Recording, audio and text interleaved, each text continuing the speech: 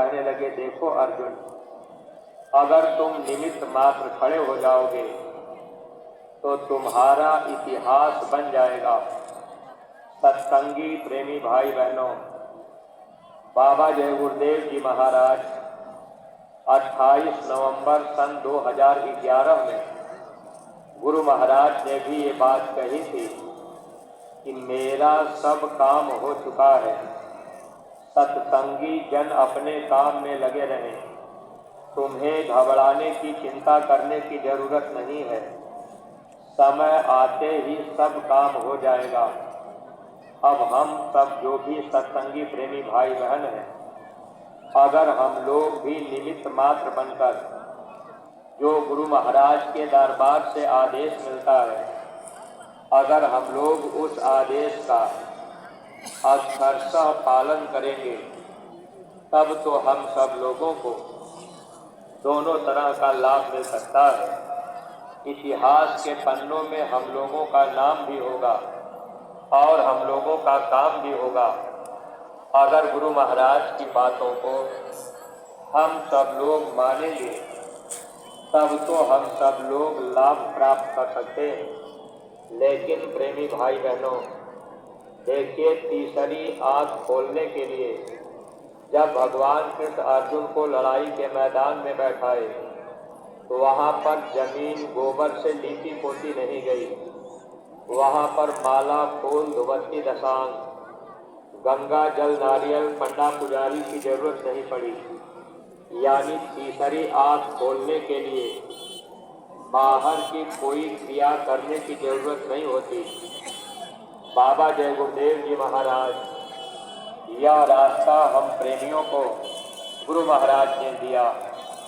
आज जो भी नए प्रेमी भाई बहन आप सब लोग सत्संग में पधारे हुए हैं, आज सुबह के सत्संग में पूज्य महाराज जी ने तीसरी आँख खोलने की विद्या हम नए प्रेमी भाई बहनों को बताए।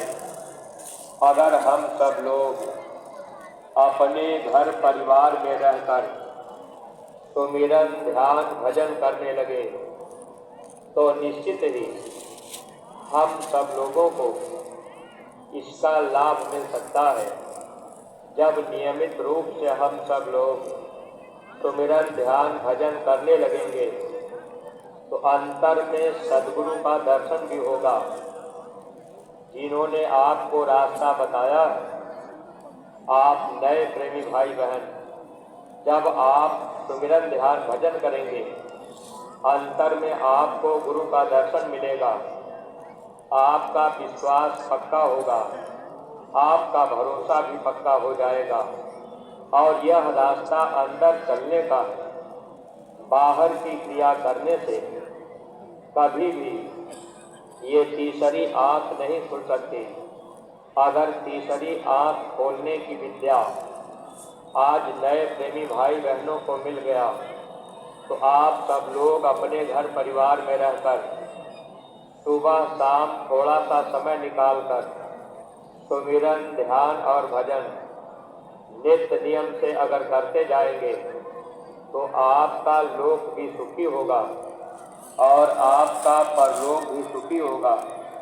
महात्मा जो बातें हम जीवों को बता देते हैं, अगर हम लोग उनके बताए हुए रास्ते पर निरंतर चलने का प्रयास करते रहेंगे तो हम सब लोगों की परमार्थी मंजिल तय होती जाएगी।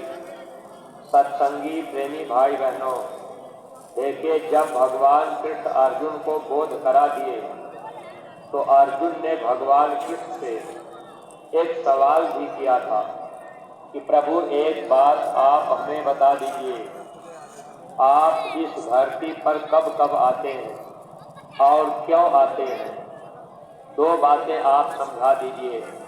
तब भगवान कृष्ण अर्जुन को समझा रहे, अर्जुन तुम ध्यान से सुनो, हे पार्थ बढ़ता पाप जब जब,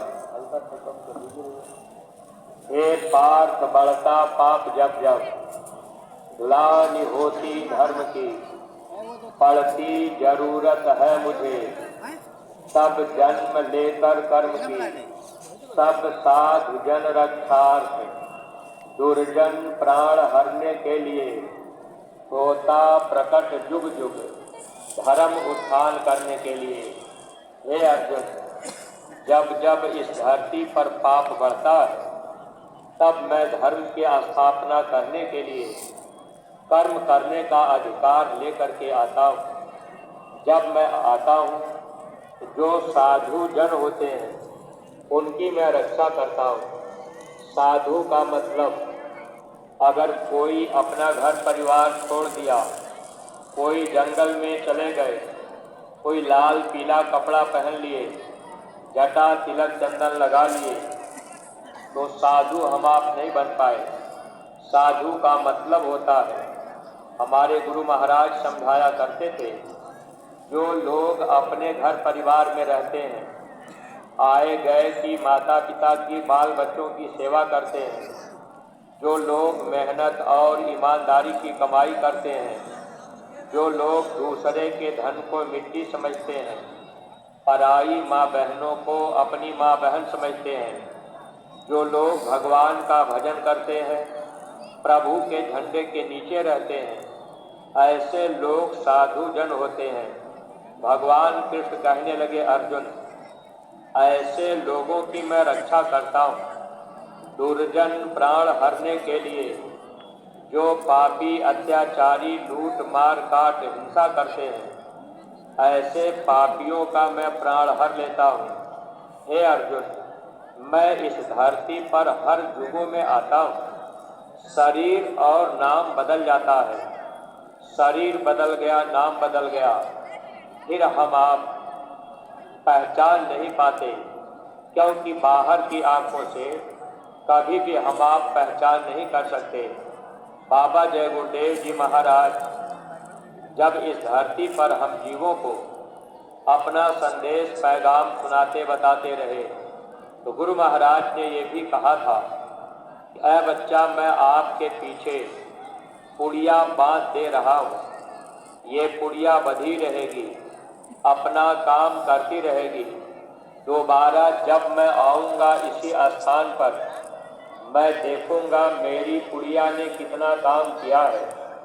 बाबा जय गुरुदेव जी महाराज ने इस स्थान पर दोबारा आने की बात कही, तो महात्मा अगर आ भी जाए तो बाहर की चर्म आँख से हम आप उनको पहचान नहीं पाएंगे, क्योंकि शरीर और नाम बदल जाता है। अगर हम लोग शंका संदेह में रह गए तो निश्चित है अपना हम लोग नुकसान कर लेंगे। इसलिए सत्संगी प्रेमी भाई बहनों, गुरु महाराज इस धरती पर धर्म की स्थापना करने के लिए, हम जीवों के कल्याण के लिए अथक परिश्रम मेहनत करते रहे। इस समय पूज्य महाराज जी निरंतर अपना समय काफिले निकाल करके बराबर लोगों के बीच में जा जाकर धर्म का संदेश लोगों को दे रहे, और नए नए लोगों को जब सत्संग सुनने का मौका मिल रहा, लोगों के विचारों में परिवर्तन हो रहा। गुरु महाराज वैचारिक क्रांति का बिगुल बजाने वाले महापुरुष, गुरु महाराज का संदेश, ये वैचारिक क्रांति का फैलाव अब पूज्य महाराज जी के द्वारा तेजी से हो रहा है।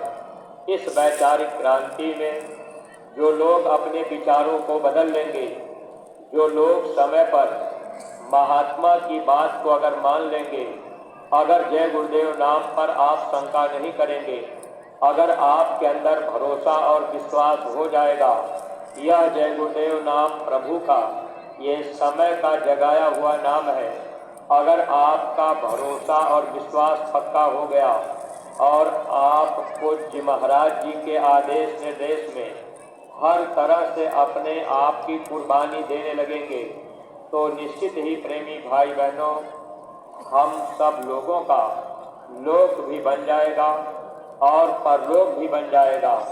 अगर हम आप शंका संदेह में रह जाएंगे तो शंका से अपना नुकसान होता है।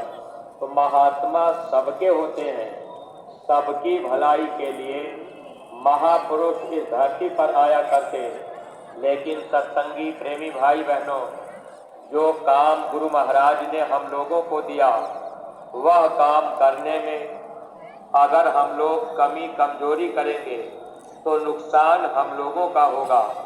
स्वामी जी महाराज ने ये कहा था, सत्संगी जन अपने काम में लगे रहे। गुरु महाराज शरीर छोड़ने के पहले हम सब लोगों को एक काम दे करके गए। स्वामी जी महाराज ने ये कहा, ऐ बच्चे, आप सब लोग मिल करके मेरा संदेश गांव-गांव, गली-गली, जन जन तक पहुंचा देना। ये जैकेट गुरु महाराज ने इसीलिए पहनाई, इस पे शाकाहारी का संदेश लिखा हुआ है। जब इस जैकेट को पहनकर हम सब लोग एक एक गांव गोद लेकर गांव-गांव में हम लोग जाने लगेंगे, गुरु महाराज की बात लोगों को बताने लगेंगे। जब किसी के मन में शंका संदेह होगा, आमने सामने होकर के अगर हम आप बात करेंगे, अगर कोई आदमी कह देगा कि भाई ये बाबा जय गुरुदेव जी महाराज लोगों को शाकाहारी क्यों बना रहे, हम तो मांस मछली अंडा शराब नहीं छोड़ेंगे, हम तो खाते पीते अपना जीवन बिताएंगे, तो ऐ सत्संगी प्रेमी भाई बहनों, अब हम लोगों का ये फर्ज और कर्तव्य है, एक गांव गोद लेकर जब हम आप गांव में जाएंगे, गांव में लोगों को बताएंगे। अगर लोगों के मन में शंका है कि हम तो राम को मानते, कृष्ण को मानते, हम जय गुरुदेव की बात क्यों मानेंगे, हम शाकाहारी क्यों बन जाएंगे, हम शराब पीना क्यों छोड़ दें, तो सही और सच्ची बात जब हम लोगों के बीच जाकर बताएंगे, लोगों के विचारों में भी परिवर्तन होगा। क्योंकि महात्मा के वचन जब हम आप लोगों के बीच सुनाएंगे तो लोगों के ऊपर असर करेगा। ये वैचारिक क्रांति धीरे धीरे फैलती जाएगी। अगर इसमें हम लोगों ने अपना योगदान दे दिया अपने तन का, यानी एक गांव गोद लेकर गांव-गांव में प्रचार करने लगे, इस तन का योगदान अगर हम लोगों ने दे दिया तो हम सब लोगों का इतिहास के पन्नों में नाम भी होगा और हम लोगों का काम भी होगा। गुरु महाराज ने ये कहा था, परिवर्तन उन बच्चों के द्वारा होगा जो परमात्मा की कसौटी पर खरे उतरेंगे। जरूरत पड़ेगी तो अपना तन मन धन तीनों कुर्बान कर लेंगे। प्रेमी भाई बहनों, इस वक्त जरूरत है अपने तन की कुर्बानी देने का, धन की कुर्बानी देने का, मन की कुर्बानी देने का। अगर हम सब लोग तन मन धन तीनों की कुर्बानी देंगे तो हम लोगों का भी नाम होगा, काम भी होगा। अगर समय पर हम आप बात को नहीं मान पाए, गांव-गांव हम आप नहीं जा पाए, लोगों को संदेश नहीं सुना पाए, तो बाद में हम सब लोगों को कर्म दोष लग जाएगा। गुरु महाराज ने ये भी कहा था, जब परिवर्तन होगा लोग अपने कर्मों की तलवार से मारे जाएंगे। कर्मानुसार तलवार चलेगी। अगर कर्म आपका खराब है, कर्म हमारा खराब है, तो वह तलवार हम लोगों के गर्दन पे पड़ेगी। इसलिए महात्मा चाहते हैं कि लोगों को बचा लिया जाए। अगर इसमें प्रेमी भाई बहनों हम लोगों ने अपना समय थोड़ा सा दे दिया तो निश्चित है कि हम सब लोगों को लौकिक पारलौकिक लाभ